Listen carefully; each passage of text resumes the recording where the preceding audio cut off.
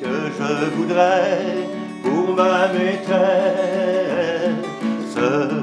Vous avez nom que les amours devraient connaître, mais elles vivront ce que vivent les roses, l'espace d'un, vous savez quoi, ne s'appelleront jamais immortels, ne seront jamais qu'un feu de joie.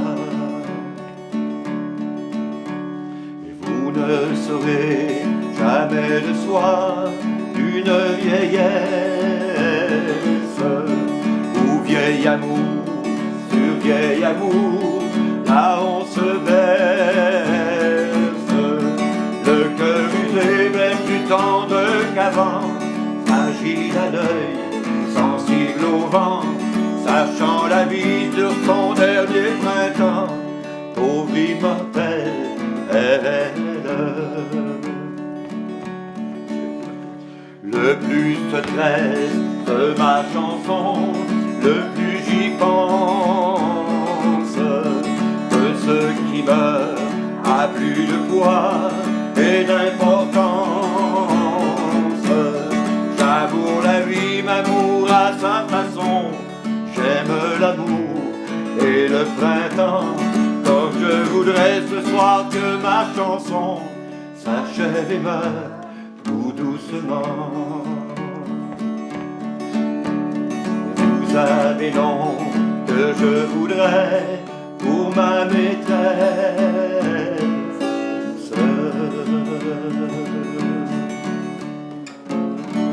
Merci. De rien, plaisir, un plaisir. C'est beau. Et Renelou, là, on reçoit le summum de la famille. Exactement. 4 personnages. 4 personnages. Tu nous les présentes? Oui, bien sûr. Donc, ça commence avec mon père ici, l'aîné, Jean-François. Ensuite, mes tantes et oncles, Marie-Chantal, Marie-Josée et Jean-Pierre. Donc, Jean-François se fera le porte-parole de ses frères et sœurs. Donc, qu'est-ce que tu voudrais nous dire? D'abord, moi, j'ai pas pris de chance, je voulais être sûr de mon affaire. L'émission s'appelle L'Héritage. Alors, ce matin, je suis allé googler ça pour savoir si je m'enlignais de la bonne façon. Alors, héritage, c'est ce qu'on souhaite, hein? Léguer aux générations suivantes.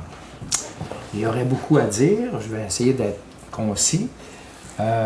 Nos parents nous ont légué, je pense, humblement, sobrement, modestement, à leur mesure, à leur image, nous ont légué beaucoup. Je pense que mes frères et sœurs sont certainement en accord avec ça.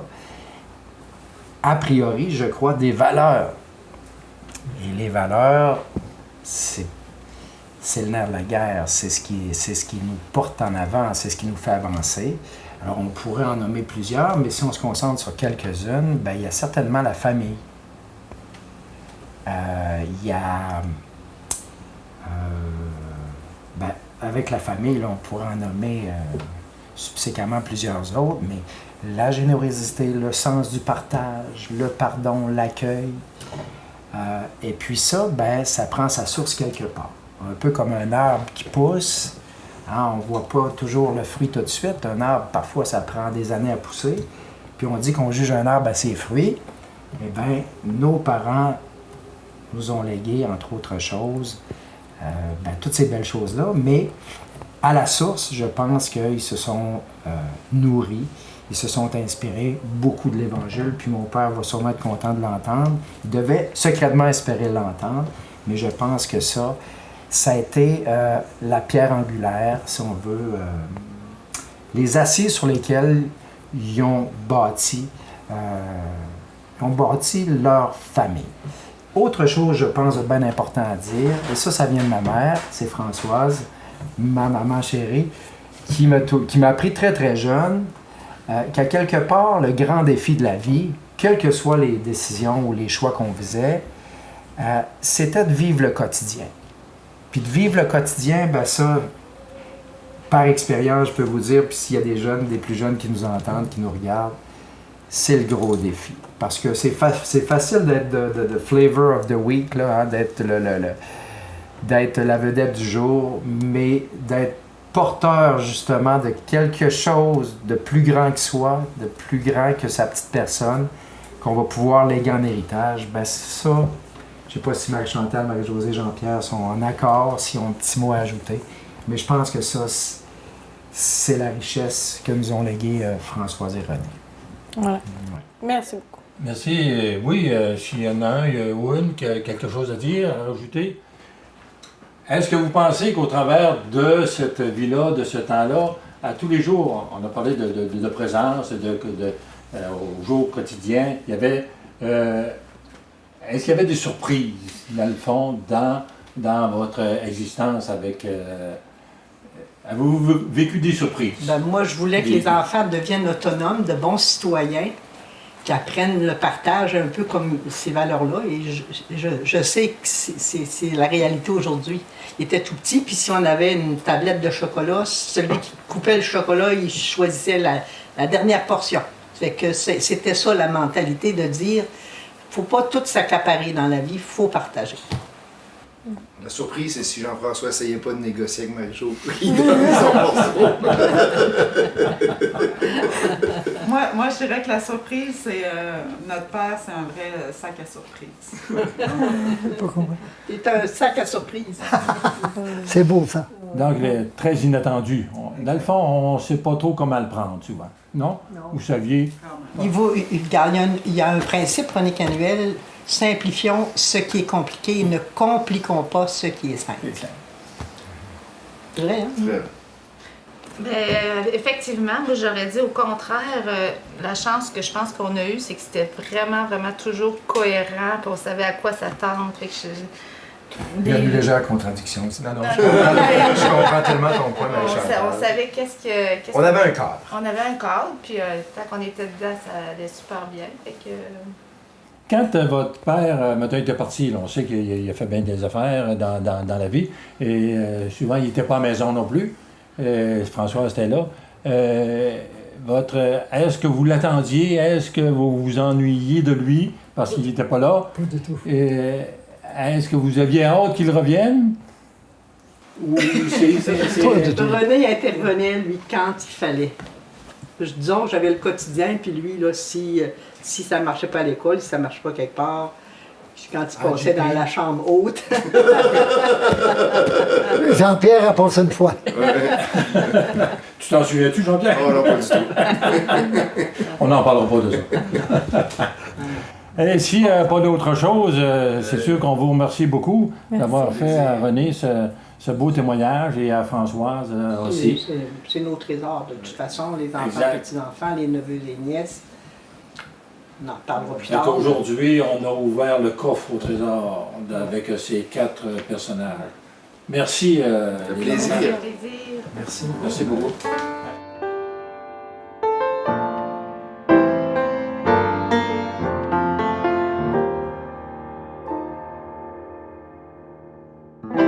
Très rapidement, on peut y aller avec les études. Oui, c'est une bonne idée. Vos études? Non. Toi, René, tes études, tu as fait ça où? Moi, j'ai fait ça. Le primaire, j'ai fait à l'école de campagne, chez nous, là, Oui, à Rimouski. à Rimouski, jusqu'en 7e année. Après 7e année, il a passé un frère à l'école. C'était au mois de mai, je pense, au début de mai. Il a dit, parce que là, à Rimouski, il y avait le séminaire pour les gars, puis il y avait le collège des frères. Le collège, c'est bon. Alors là, il dit, est-ce qu'il y en a qui sont intéressés à venir au juvenat? Au juvenat, moi je lève la main. Je voulais continuer des études. Alors là, un mois après, il arrive, puis il dit, tu pourrais rentrer? Oui, 13 enfants, puis je ne savais pas une chose. On rentrait pour 5 ans. On ne pouvait pas aller chez nous. Puis le juvenat est sur la rue Saint-Jean-Baptiste. Chez nous, c'est le 2e. Ça veut dire à peu près 3 km. On allait en pique-nique, puis je voyais la maison chez nous, la grande. Je ne pouvais pas aller les saluer. Mais ça marchait comme ça. Bon. Alors, par contre, moi, j'ai été 18 ans en communauté. Puis j'ai été très heureux. Il y en a qui n'ont pas été heureux, bon. Et donc, tu as fait toutes tes études au Juvénat, là? Pas au juvenat. Après ça, j'étais allé au noviciat, Okay. au scolastica, puis après ça, j'étais allé à l'Université de Laval, après ça, j'étais allé à l'Université de Saint-Paul. Mais ça, tu étais toujours en communauté? Tout le temps en communauté. OK. il fallait s'instruire. Oui. Mais donc, ça donne quoi comme diplôme, ça? Moi, ça donne un bac en pédagogie, un bac en catéchèse, puis une maîtrise en sciences religieuses. C'est vraiment impressionnant. C'est Mais au pas- départ, je pense que c'est pas ça que tu voulais faire. Non, je voulais être avocat. J'ai demandé au provincial, j'ai dit, moi, j'aime la communauté, mais j'aimerais aller faire mon droit pour être avocat d'aide juridique. Il n'y avait pas d'aide juridique. Le provincial m'a écrit, Frère René, il m'appelait Frère René, Frère René, si je vous envoie en droit, vous allez sortir de communauté. Vous allez aller étudier en sciences religieuses à Ottawa. Il m'a envoyé étudier en sciences religieuses, puis je suis sorti pareil. Mais pas de suite. Là, j'aurais posé la question, je peux la poser. Qui te fait sortir de la communauté? C'est toi qui es sorti ou c'est eux qui t'ont envoyé? C'est moi qui est sorti. Ah. Puis, je vais te dire honnêtement, Ouais. il était très content que je parte. T'es soulagé. Parce que j'avais ma dispense 1 an avant, moi. Il fallait demander une dispense à Rome. On relevait de Rome, nous autres. Alors, ma dispense est arrivée. Bon, je regarde ça. J'ai dit, je sais pas si je fais bien. C'est une moyenne décision à prendre. Puis les autres, dans la communauté, ils nous répétaient une phrase qui nous a marqué toute notre vie. Celui qui met la main à la charrue, qui regarde en arrière, n'est pas digne de moi. C'est dans l'Évangile. Puis ils nous craquaient avec ça, là. Alors, moi, je suis allé voir les pères jésuites. Ils appelaient ça la Maison Blanche, à Rimouski. Le père jésuite, le père Hudon, il dit, frère René, moi, j'ai un conseiller à vous donner. Il dit, pourquoi vous ne restez pas 1 an de plus? J'arrive voir mon provincial, j'ai dit au frère provincial, j'ai dit, moi, je fais 1 an de plus. Il était fâché. J'ai fait 1 an de plus pareil. Bon. France. Moi, je suis bachelière, mais bachelière par cumul de certificats. Alors, j'ai un bac en administration des affaires par cumul de certificats étant adulte. Je les ai faits par soir et fin de semaine avec les enfants, avec du travail. J'ai pas, à la naissance des enfants, j'ai été à la maison là, parce que les enfants sont du même âge. Là. Ils ont même pas, parce que les derniers sont jumeaux, ça fait que c'était rapproché. Après ça, j'ai travaillé de 1000 façons. Ouais, on va arriver y à ça. Là. Vas-y là-dessus, Valérie. Bien, premièrement, Françoise, peux-tu nous parler de comme ton premier travail? On peut dire le travail à la banque? À la banque, oui. Moi, c'est ça. À 17 ans, 18 ans, là, j'ai travaillé à la Banque provinciale du Canada. J'ai été transférée à Amkoui. Et en 69, j'ai commencé à la commission scolaire en animation pastorale. Et puis, je me suis mariée après ça. J'ai arrêté quelques années. J'ai fait toutes sortes d'emplois. Là, je pourrais dire, j'étais très engagée. Tu t'es mariée avec qui? Avec un farfelu. Un farfelu. On va retenir ça. Oui, avec un farfelu. On ne dira pas l'autre mot que j'ai. Tu peux le dire. Olibrius. On va aller chercher de Tu peux le dire. Donc, j'ai travaillé en animation pastorale. J'ai fait de l'animation aussi dans les écoles primaires. J'ai travaillé en production de plants forestiers avec mon frère Léopold qui produisait des arbres. J'ai beaucoup aimé ça. Ça a été difficile. Là. Et à travers ça, j'ai fait d'autres emplois. Mais j'ai fini avec comme attachée politique pour Mme Doyer. Plusieurs années. C'était très exigeant, mais j'avais été commissaire d'école. J'ai été dans beaucoup d'associations. Mettre sur pied là, des projets comme Oui, j'écoute, mettre des projets comme Ombre et Lumière. Ça a été des projets crève-cœur parce qu'ils n'ont pas fonctionné. Il y a eu trop de bâtons dans les roues par des gens qui avaient du pouvoir. Donc, voilà, c'est toutes des expériences quand même qui m'ont servi dans mon dernier emploi officiel d'attaché politique. Il y a un travail, là. Oui, très important, mes le travail de enfants. tenir maison. Oui. Tenir maison. Oui. Non, mes enfants, ça a toujours été notre priorité. Ça a toujours été... Nous autres, on avait une maison dans le rang 5 et 6 à Saint-Irène que l'été, dès qu'il y avait moyen, on s'en allait à Saint-Irène puis on revenait les classes étaient commencées. C'est là que Brigitte venait nous rejoindre avec Bruno, mon filleul, qu'on a passé des mémorables étés qui vont toujours être dans nos souvenirs. C'est encore des lieux qui sont précieux pour les enfants, pour Marie-Josée, Marie-Chantal. Ouais, même Jean-François, il y a un petit coin de terre là-bas. Puis les filles ils ont leur chalet au lac humide de Saint-Irène. Puis bon, oui, Jean-Pierre, lui, c'est à Ampouy qui a son chalet. On va lui poser la question à lui, voir s'il a eu du travail, qu'est-ce qu'il a fait dans sa vie, lui? Oui, exactement. Même chose, René. Moi, j'ai enseigné 37 ans, puis c'est pas du travail, ça. C'est de l'amusement.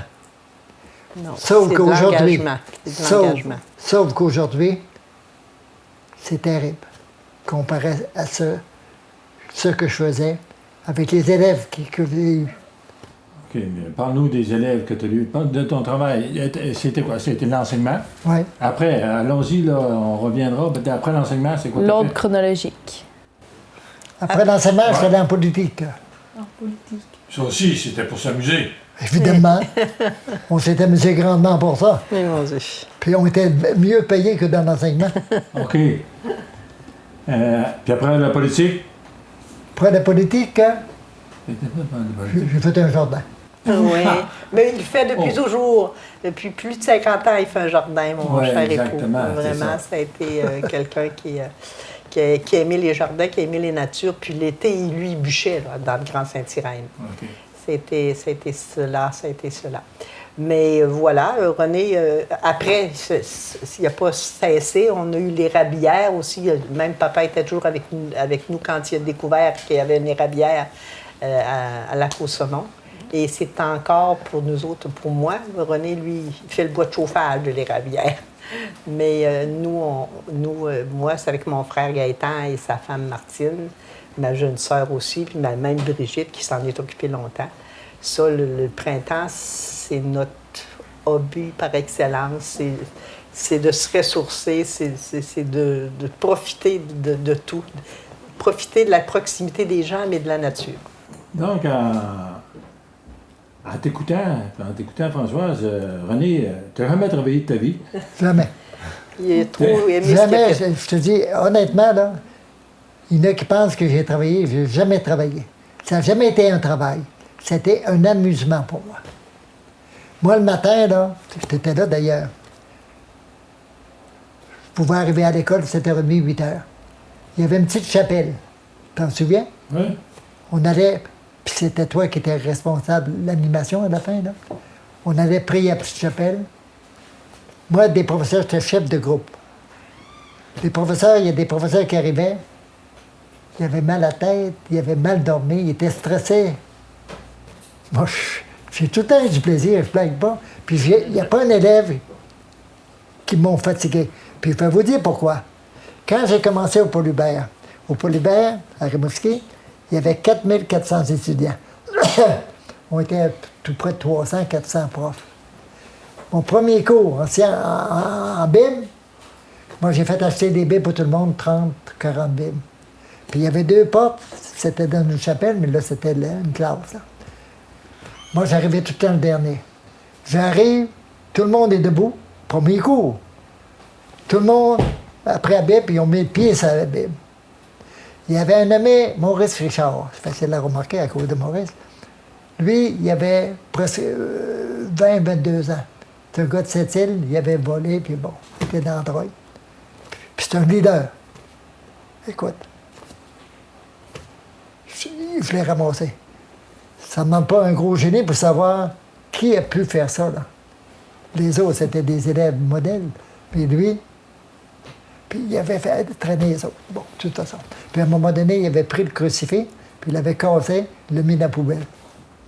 Mais une petite anecdote ou un fait, on peut revenir là-dessus, quand tu étais à la polyvalente, moi j'étais en audiovisuel, et puis c'est-tu vrai ça, quand il y avait des élèves qui ne fonctionnaient pas, dans ta classe, tout ça, tu t'en débarrassais un peu, tu nous les envoyais à l'audiovisuel pour qu'ils fassent du travail. Ça, c'est le mot. Débarrasser. Sais-tu quoi? Il y en avait 3, 4. Non. C'est débarrasser, non, c'est le bon mot. Je suis content de l'employer. Parce qu'il y en a 3, 4, là, Surtout quand les cours étaient obligatoires en religion. Il y en a 3 ou 4 à chaque année, au secondaire 5. Les autres, ils ne voulaient rien savoir. Il n'y avait pas de morale, il n'y avait pas de cours de morale. Ça n'était pas commencé. Qu'est-ce que tu veux faire, toi? Il dit, moi, je veux faire de la musique. Qu'est-ce que tu veux faire, toi? J'aimerais faire de la peinture. Je t'en parlais. J'en parlais à M. Dessart aussi. Je les envoyais là. Puis à la fin de l'année, ceux qui avaient fait de la peinture, ceux qui avaient fait de la musique, on allait donner un petit récital à la chapelle, 2 classes ensemble. Puis ces gars-là, puis ces filles-là, ça a été leur meilleur cours de catéchèse. Mon Dieu, j'aurais dû m'en débarrasser plus vite. Non, mais je vais juste dire que quand il a laissé l'enseignement, après 37 ans, il y avait plus de 200 jours d'accumulés de congés maladie. S'ils n'étaient même pas remboursables. Ça veut dire qu'il aurait pu rester chez eux une année de temps, mais je n'ai pas vu manquer, René, une journée d'école. Je te dis, là, en toutes les années qu'on a... Non, c'est pour ça que je dis, je m'amusais. Si ça avait été un travail, j'aurais pris mes congés de maladie.